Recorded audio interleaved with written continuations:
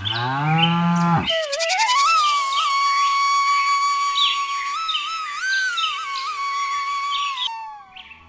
समय पहले की बात है। एक गांव में नथुलाल नाम का एक लालची और बेईमान जमींदार रहता था। वह अपनी जमीन गरीब किसानों को ठेके पर देता था और उन गरीब किसानों से बहुत ज्यादा कर्ज वसूल करता था। जमींदार नथुलाल बहुत ही ज्यादा लालची था। वह गरीब किसानों को बहला फुसलाकर अपने खेतों में काम करवाता और तरह तरह की शर्तें रखता। देखो, इन गरीब किसानों की भी क्या जिंदगी है। बस 2 वक्त की रोटी के लिए बस दिन भर काम करते रहते हैं और बाद में 2 वक्त की रोटी के लिए तरसते रहते हैं। और हमें देखो, हम बस इन्हें आदेश देते हैं और समय आने पर सारी फसल हमारे गोदामों में भर जाती है और यह किसान हमारे आगे जी हुजूरी करते रहते हैं और हमारा हर काम करते हैं। इसे कहते हैं जमींदार नथुलाल का दिमाग। हाँ मालिक, आप तो यहाँ के जमींदार हो और सभी किसानों को अपनी मुट्ठी में रखते हो। इनकी मेहनत का फायदा उठाना आप भली भांति जानते हो मालिक। पूरे गांव पर आपका ही राज्य है। आपकी मर्जी के बिना यहाँ एक पत्ता भी नहीं हिलता। हाँ, मैं यहाँ का राजा तो हूं ही। मैं इन बेवकूफ किसानों को ऐसी ऐसी शर्तों पर जमीन उधार देता हूं कि मेहनत यह करते हैं और फसल में हड़प लेता हूं। आखिर इनकी औकात ही क्या है मेरे सामने। जमींदार अपने नौकर से यह सब बातें कर ही रहा होता है। तभी उसके पास मोहन नाम का एक गरीब आता है जो बहुत दुखी और परेशान होता है। मालिक, मैंने सुना है कि आप गरीब किसानों को जमीन ठेके पर देते हो। हाँ भाई, तुमने बिल्कुल ठीक सुना है। मैं अपनी जमीन ठेके पर देता हूँ। मालिक, तो आप मुझे भी जमीन ठेके पर दे दीजिए। मैं भी आपकी जमीन पर 1 साल के लिए ठेके पर काम करना चाहता हूँ। मेरा नाम मोहन है और मैं पास के ही गांव सीतापुर में रहता हूँ। हाँ ठीक है मोहन, मैं तुम्हें अपनी जमीन ठेके पर दे दूंगा, पर उसके लिए मेरी कुछ शर्तें हैं। ठीक है मालिक, बताइए आपकी क्या शर्त है। शर्त यह है कि तुम्हें मेरी जमीन पर काम करना होगा और 1 साल के बाद उस जमीन पर जो भी फसल होगी उसका आधा हिस्सा तुम्हारा होगा और आधा हिस्सा मेरा होगा। ठीक है मालिक, मुझे आपकी शर्त मंजूर है।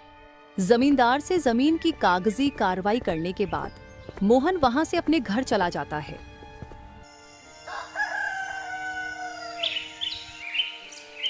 और अगले दिन सुबह होते ही खेती करने के लिए उस खेत में पहुंच जाता है। चलो जमींदार साहब से जमीन तो मिल गई है, अब इसमें खेती करना शुरू कर देता हूँ। उम्मीद है इस साल अच्छी फसल होगी। मुझे इस जमीन पर बहुत मेहनत करनी होगी, तभी मेरे लिए कुछ बच पाएगा। मोहन उस खेत पर दिन रात खड़ी मेहनत करता है और फसल उगाता है। कुछ महीनों बाद गेहूं की फसल उगकर तैयार हो जाती है।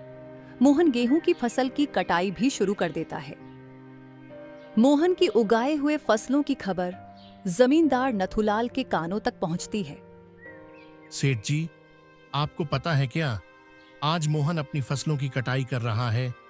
इस साल मोहन के खेत में बहुत अच्छी फसल उगाई है। उसकी फसल तो बहुत अच्छी लहरा रही थी।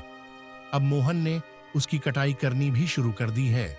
अरे सच में, यह तो बहुत अच्छी खबर है कि मोहन आज फसल की कटाई कर रहा है। चलो चलकर देखते हैं।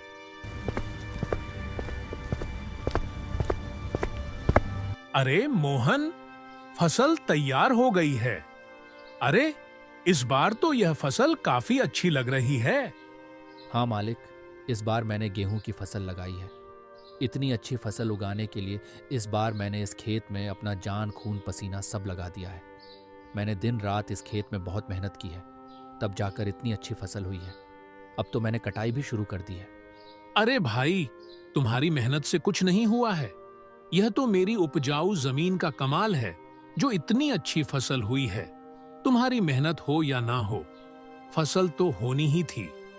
मालिक, खेत भले ही उपजाऊ हो मगर उसमें मेहनत नहीं होगी तो फसल कैसी होगी। मैंने बहुत मेहनत की है इस खेत में। ज्यादा मत बोल मोहन, मेहनत तो किराए के मजदूर भी करते हैं। असली कमाई का हकदार वही है जिसकी जमीन है। शर्त के मुताबिक अब जल्दी से मेरे हिस्से की आधी फसल निकाल। मुझे जल्दी जाना है, मुझे और भी काफी काम है। यह कहकर जमींदार मोहन से सारी अच्छी गेहूं की फसल लेकर चला जाता है और खराब फसल मोहन के पास छोड़ देता है, जिसे देखकर मोहन मायूस हो जाता है। हे भगवान, इतनी कड़ी मेहनत करने के बाद बस इतनी सी फसल मेरे हाथ आई है। हम गरीबों को लोग ऐसे ही लूटते हैं। इतनी कड़ी मेहनत करने के बाद भी हमारे हाथ में कुछ नहीं आता है। हे भगवान, कब मेरी अपनी जमीन होगी? जमींदार के ऐसे व्यवहार के बाद मोहन बहुत ज्यादा उदास हो जाता है। फिर मोहन अपने घर आ जाता है और मोहन को परेशान देखकर मोहन की पत्नी गौरी पूछती हैं, अजी क्या हुआ? आप इतने परेशान क्यों हो? अरे भाग्यवान, क्या बताऊं, जमींदार ने हमारी फसल हड़प ली है। क्या करे भाग्यवान, इस गांव में गरीब किसानों की यही किस्मत है। जमींदार नथुलाल जैसे लोग हमारी गरीबी का फायदा उठाते हैं। मेहनत हम करते हैं और उसका फल जमींदार नथुलाल जैसे लोग खा जाते हैं। हमारी तो 1 साल की मेहनत बेकार चली गई। अजी आप चिंता मत कीजिए, जो जैसा कर्म करेगा उसे वैसा ही फल मिलेगा। हम जमींदार की उसकी ही शर्तों से जवाब देंगे। आप चिंता मत करो, मैं जैसा आपको बोलती हूँ वैसा ही करो। आप एक काम करिए, आप जमींदार के पास जाओ और 1 साल के लिए जमीन ठेके पर ले आओ। चलो ठीक है भाग्यवान, मैं कल ही जाता हूँ।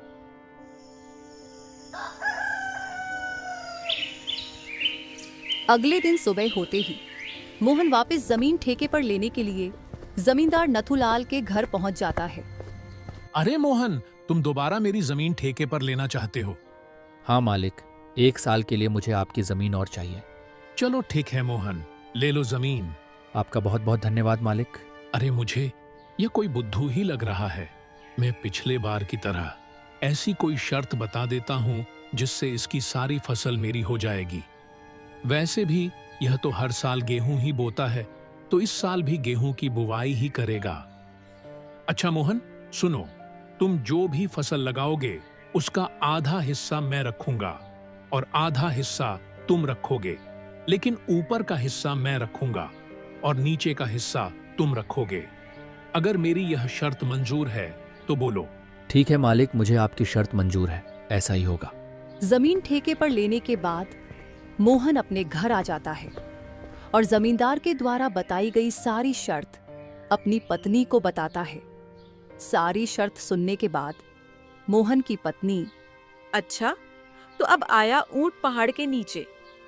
उस जमींदार को ऊपर का हिस्सा चाहिए। हम एक काम करते हैं, इस बार हम आलू की फसल लगाते हैं और आलू जमीन में उपज होते हैं, तो सारी फसल तो हमारी हो जाएगी और ऊपर के हिस्से में जमींदार को मिलेगा, तो बस घास फूस। अरे वाह, भाग्यवान मान गए तुम्हारे दिमाग को। अब देखते हैं जमींदार को कैसे हमारी फसल हड़पेगा।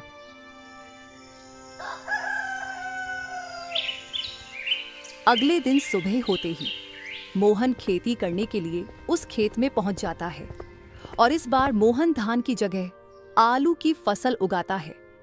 कुछ महीने बाद फसल तैयार हो गई। आलू की फसल बहुत अच्छी हुई थी। अब मोहन खेत से आलू निकालने लग जाता है। फसल की खबर मिलते ही जमींदार नथुलाल मोहन के पास आता है। अरे मोहन, शर्त तो याद है ना तुम्हें? आधा मेरा और आधा तुम्हारा। हाँ हाँ मालिक, मुझे सब कुछ याद है। आधा आपका और आधा मेरा। और आपने कहा था कि नीचे का हिस्सा मेरा होगा और ऊपर का हिस्सा आपका होगा, तो आप ऊपर का हिस्सा ले सकते हैं। अरे यह क्या, इस बार तुमने आलू लगाया है?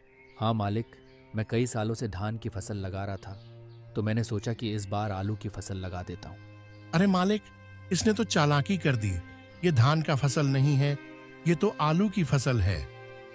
अरे मैं क्या करूंगा इस घास फूस को लेकर, जबकि सारे आलू तो तुम ले रहे हो। आप ही की शर्त है मालिक, आप ही ने शर्त बताई थी और अब आप ही शर्त मानने को तैयार नहीं है। मैं कुछ नहीं जानता, आप अपना ऊपर का हिस्सा ले जाइए। इस तरह मोहन ने अपने चालाकी दिखाते हुए लालची जमींदार को मुंह तोड़ जवाब दिया और सभी आलू लेकर घर आ गया और घास फूस जमींदार के हिस्से छोड़ आया। मालिक, पूरे गांव में आज तक किसी ने भी आपसे चालाकी दिखाने की हिम्मत नहीं की और यह मोहन का बच्चा आपको इतनी आसानी से बेवकूफ बना गया। अरे वह मुझे क्या बेवकूफ बनाएगा, आने दो उसे। अगली बार मैं उसे ऐसा सबक सिखाऊंगा कि मुझसे दोबारा उलझने की कोशिश नहीं करेगा। इस प्रकार मोहन जमींदार को बेवकूफ बनाकर चला जाता है और सारी फसल ले जाता है। फिर कुछ दिन के बाद मोहन दोबारा जमींदार के घर जाता है। कहो मोहन, क्या चाहिए तुम्हें? मालिक, मुझे इस साल भी आपकी जमीन ठेके पर चाहिए थी। ठीक है, मैं तुम्हें अपनी जमीन ठेके पर दे दूंगा, पर मेरी इस बार की शर्त भी सुन लो। इस बार तुम्हारी कोई चालाकी नहीं चलेगी। इस बार फसल का नीचे का हिस्सा मैं लूंगा और ऊपर का हिस्सा तुम्हारा होगा। बोलो, तुम्हें मेरी यह शर्त मंजूर है? मालिक, मुझे आपकी शर्त मंजूर है।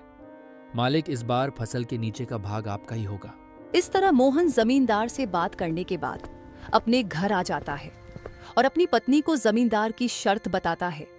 शर्त सुनने के बाद गौरी मोहन को इस बार गेहूं की फसल लगाने को बोलती है। फिर मोहन दोबारा खेती करने की तैयारी में जुट जाता है और अपनी पत्नी के कहे अनुसार इस बार गेहूं की फसल लगाता है।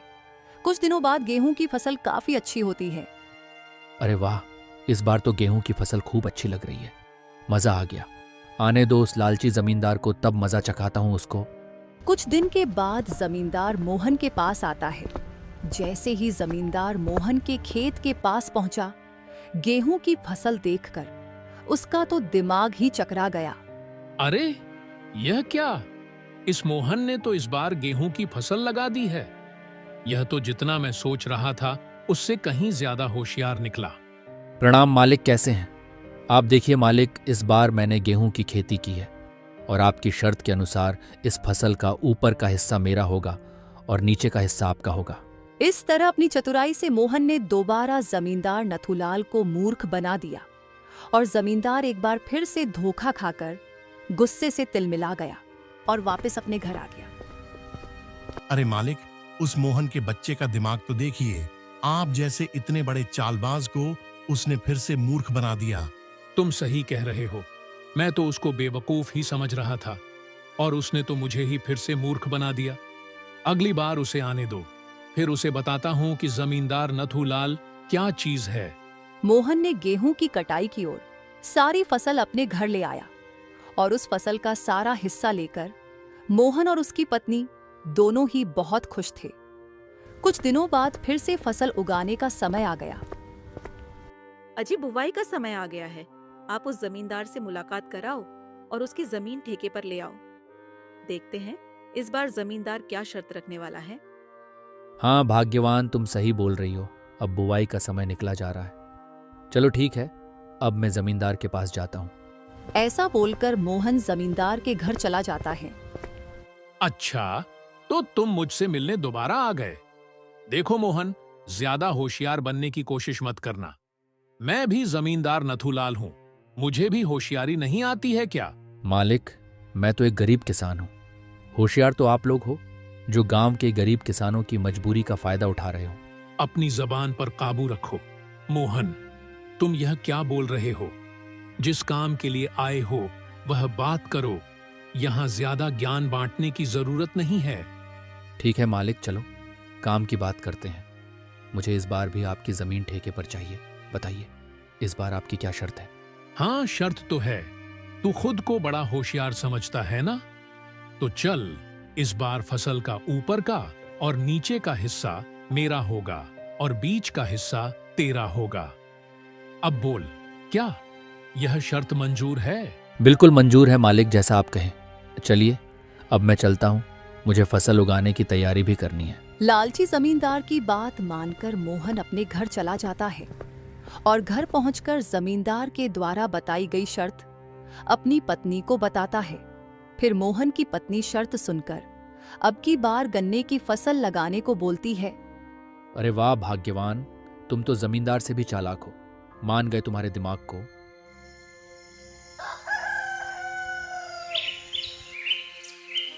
फिर अगले दिन सुबह होते ही वह अपने खेतों में चला जाता है और वह फिर से फसल उगाने की तैयारी में लग जाता है और अपनी पत्नी के कहे अनुसार इस बार वह गन्ने की फसल लगाता है।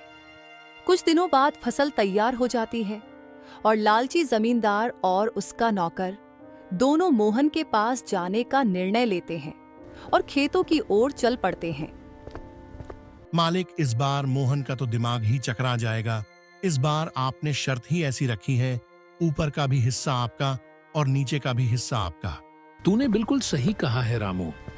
इस बार मैंने अपने दिमाग का ऐसा उपयोग किया है कि उसके हाथ कुछ नहीं लगने वाला है। अब देखता हूँ कि वह मोहन का बच्चा कैसे बचता है। इस तरह दोनों बातें करते हुए खेत के पास पहुंच जाते हैं और जैसे ही वह खेत के पास पहुंचते हैं तो देखते हैं कि इस बार मोहन ने गन्ने की खेती की है और यह सब देखकर दोनों के होश उड़ जाते हैं। ये मोहन तो आपका भी बाप निकला। देखिए जरा, इसने इस बार कौन सी फसल लगाई है। अरे यह क्या, इसने तो इस बार गन्ने की फसल लगाई है। अब बताओ भला, ऊपर का और नीचे का हिस्सा मेरा होगा और बीच का हिस्सा उसका होगा। मतलब इस बार भी मेरे हिस्से में घास फूसी आनी है। मैं इस बार भी बेवकूफ बन गया। मान गए इस किसान के बच्चे के दिमाग को। अरे आइए आइए मालिक, कैसे हैं आप दोनों? आपस में क्या खुसर फुसर कर रहे हो? अरे तुमने इस बार भी हमें बेवकूफ बना दिया। जरा मुझे भी तो बताओ, मैं भला आपको क्या बेवकूफ बनाऊंगा? मालिक, आप तो दुनिया को बेवकूफ बनाते हो। देखिए मालिक, इस बार मैंने गन्ने की फसल लगाई है और आपके शर्त के मुताबिक इस फसल के ऊपर और नीचे का हिस्सा आपका होगा और बीच का हिस्सा मेरा होगा। अरे ओ किसान के बच्चे, मालिक को ज्यादा होशियारी दिखाने की कोशिश मत कर। बेईमानी और मक्कारी में यह सबके बाप हैं, तो ये खेत भी हमारा है और इसमें लगी फसल भी हमारी है।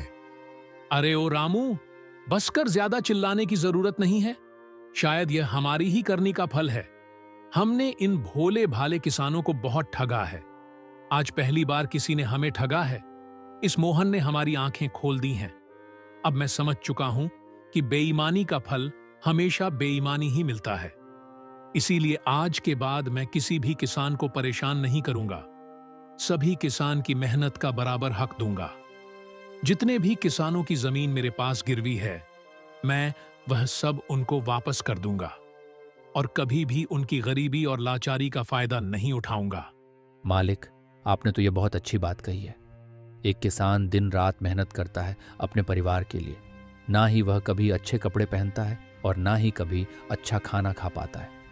अपने परिवार का पेट भरने के लिए वह दिन रात अपना पेट जलाकर वह मेहनत करता है। ऐसे में इनको तकलीफ देना या इनके साथ बेईमानी करना अच्छी बात नहीं है। इसलिए इनका हक तो इन्हें मिलना ही चाहिए। आप इनको इनकी ज़मीन वापस लौटा दीजिए मालिक, और अभी भी समय है। सच्चाई के रास्ते पर आ जाइए, नहीं तो आपको इससे भी बड़ा नुकसान झेलना पड़ सकता है। इस तरह मोहन ने अपनी मेहनत और अपनी पत्नी की चतुराई से लालची जमींदार को सही रास्ते पर ले आता है। जमींदार नथुलाल ने वहां के सभी किसानों की जमीन और उनका पैसा उनको वापस कर दिया।